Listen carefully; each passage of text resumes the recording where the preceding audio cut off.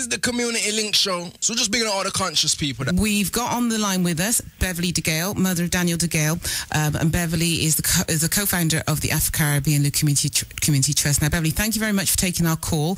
I'm not going to say any more. I'll let you explain exactly what the ACLT is all about. Okay. The ACLT was started in 1996, 3 years after my son, Daniel DeGale, was diagnosed with leukemia. He was 6 when he was diagnosed, but at the age of 8, he suffered a relapse of the disease. We were told by our consultants at Great Ormond Street Hospital that his only chance of beating the illness would be to receive a matching bone marrow donor. And we were also told that bone marrow matching is race-specific, and the only way that he would find a match would have to come from a black or mixed race person who had signed up as a potential donor. Now, at that time, less than 550 black people had ever registered in this country to become donors, and so our consultant said that we had less than a 1 in a quarter million chance of finding him a matching donor. And so myself and Daniel's stepfather, Oren, immediately decided that we wouldn't wait to see if a match would come through, because the UK register had already been going 24 years, and if 550 black people had only registered in that time, we couldn't wait. We knew that we would have to do something. Sure.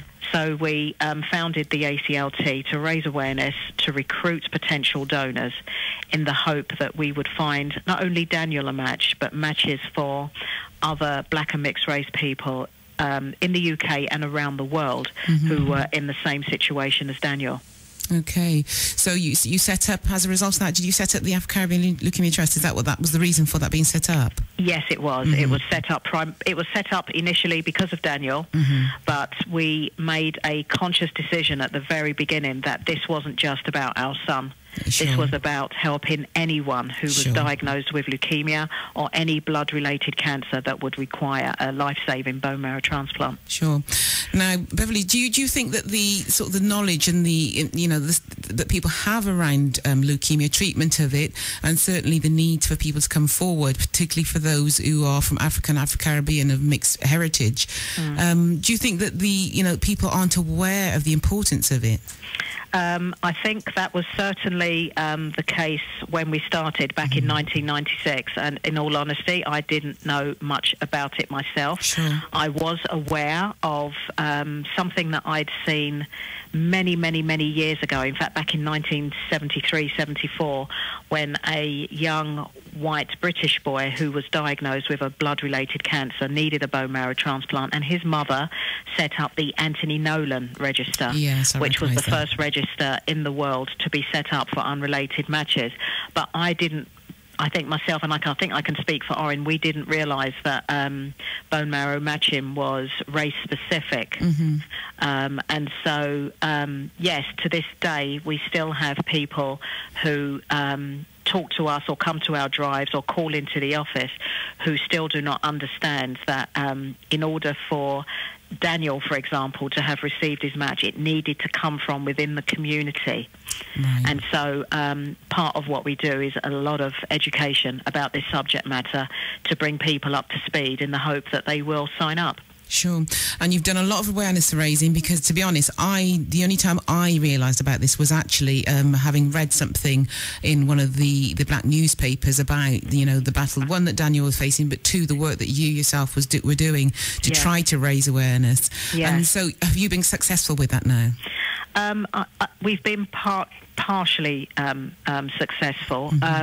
When we started, as I said, there were less than 550 black people ever registered in this country, and today that number stands at around 35,000. So matches are now being found, but we have a long way to go, because one of the things that has been said to us by the consultants that work in these fields is that because the black race is so diverse, you need a lot more of us on the bone marrow register than you would, say, a white British person, in order to find suitable, very good matches to allow someone to survive. Okay, then. So there's more of there's increasing need for people to come forward then. Yes, so absolutely. How do people go about joining this list? Well, the ACLT set up recruitment drives up and down the country to encourage. We set up recruitment drives where the community can come along. Mm-hmm. They will watch a short presentation which blows away all of the myths and fears that are in our community about becoming donors, and then they fill in a short application form. And now we take a small saliva sample from everyone that wishes to register. We used to take a small blood sample, but along with the Anthony Nolan Trust, who we work alongside, to try and make it easier for people, because there was so many myths and fears about needles and all of the other things that we hear. We've moved over to saliva sampling so that we can get exactly the same information that we got from the blood sample, but it's just a lot easier for people to sign up. Alternatively, they can come into our office if they're able to get across to South London, where we're based, or you can register via the Anthony Nolan, or you can register through the National Blood Service, who have their own bone marrow register, which is called the British Bone Marrow Register. And if you register with them, you've just got to be willing to donate 1 unit of blood, which is used for transfusion purposes for anyone who maybe is receiving treatment for any cancers, a mother that's just given birth to a baby, or someone that's had a major operation or been in some sort of an accident and requires blood. You will be required to donate 470 mils of blood, and at the same time, if you wish to be added to their bone marrow register, they will do it at the same time. Great. So there's many ways in which you can get on. It's just, people taking that step to try and help save someone's life. Okay. And how, for Daniel, and I know he found his match, didn't he? Yes, yes. And that was a success. Yes. It was. Yes, yeah. yes. And, I can't imagine as a parent at the time you were thinking, if your odds are 1 in 250,000, what was the chances of ever getting, Daniel being able to get that match? But, he was able to find that. Yeah. But, the chances for other people are going to be limited again if people don't come forward, aren't they? That's right. It's a real, it's a lottery.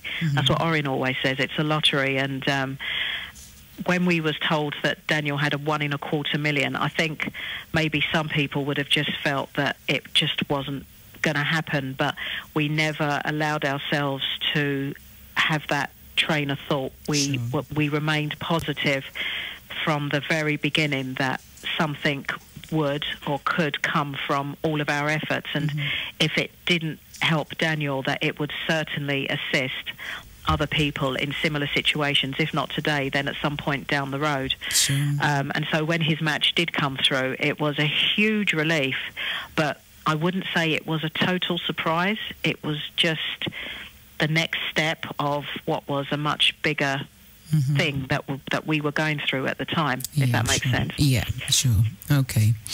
And, so you've been operating for some time now. You've managed to increase, you've done the awareness raising, and you've managed to increase the numbers. And I know that, like any other charity, you are in a situation where you need to be raising those funds. And I know that part of the reason why we did get in contact was because we knew that you were, in the process of trying to raise 80,000 in order to keep going. And, to run a charity that is absolutely important for the BME community. Where you're doing work where others aren't doing the work. So important to support you. But you've managed, I understand, to raise those funds.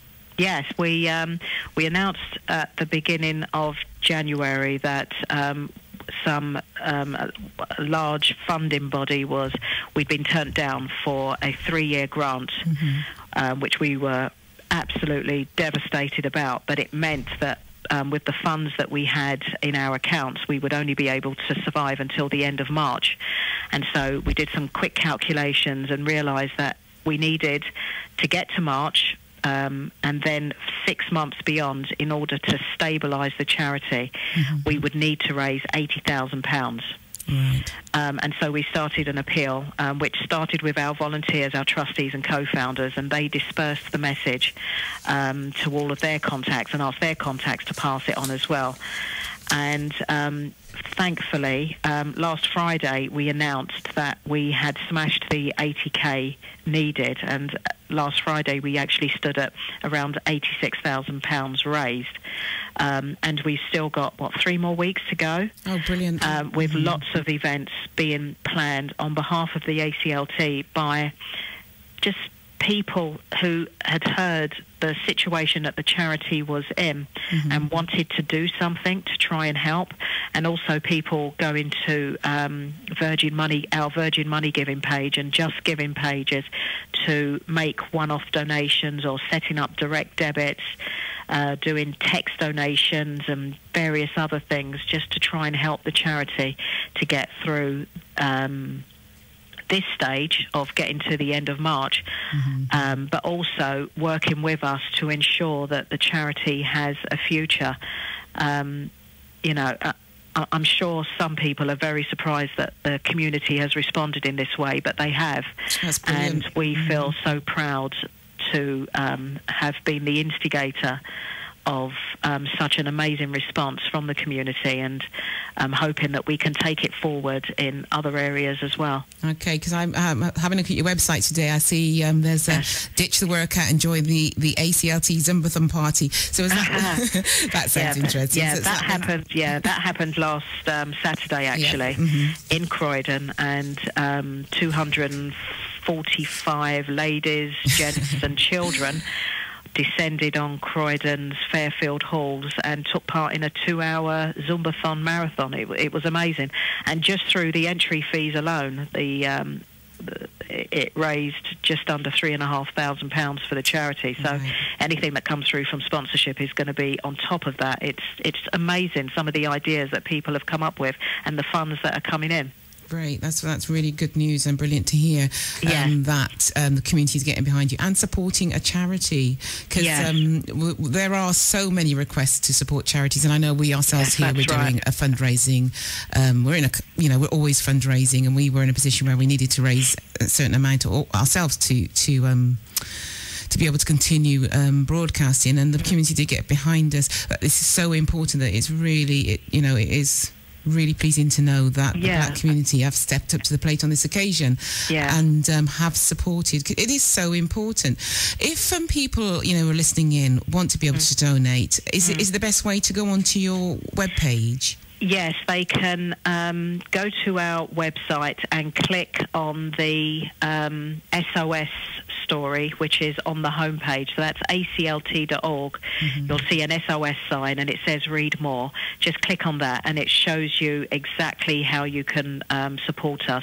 It can be either by going to the online pages to make a one-off donation, or what we're trying to encourage the community to do now, stage 2, is to encourage people to think about supporting the ACLT by regular monthly donations, and anything from £3 a month, just £3 a month, may sound a little, but actually if lots of people are doing it, we can achieve a lot. And it means that we will not have to be worrying every 6 months, every year, whether or not we've got a future. If we can get as many people as possible direct debit giving, then it will help us to move forward to increase the register by thousands, and which obviously increases the chances of finding matches for patients that need bone marrow transplants. Okay.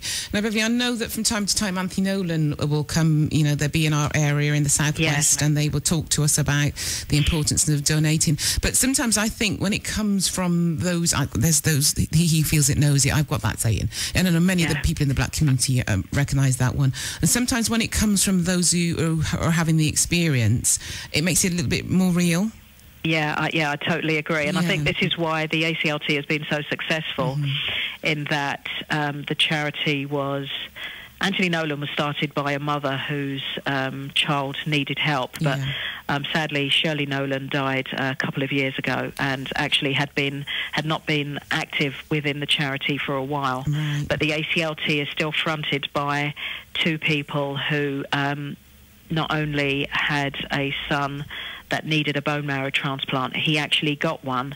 He was very well received by the community, and sadly, when we lost Daniel 2 years ago, the outpouring of love from the community was huge. I mean, it just completely blew us away to realise how much people thought about this young man who had come into their living rooms via the media. And that's what it was, wasn't it? Yes, and and then went on following his transplant to succeed in all areas of education. That's right, because he went on to university, didn't he? And yes, he went on to uni. He only was able to complete 2 years before he was taken, but he had performed so well in the 2 years that they gave him a posthumous degree, which myself and Noreen and our daughter went to collect on his behalf. And yes, I saw that. It was probably one of the proudest moments in my life to be able to get that for him. So that one of the boxes that he could tick and say, right, job done. Well, you know, you remain a proud mother, and you know, as the black community, obviously we have to give thanks to the work that you have put in you know, in a difficult time in your life. You put yourself out there and you did the work to try and raise awareness of this and get something going. So we have to congratulate you on that and give you know, props for that as well.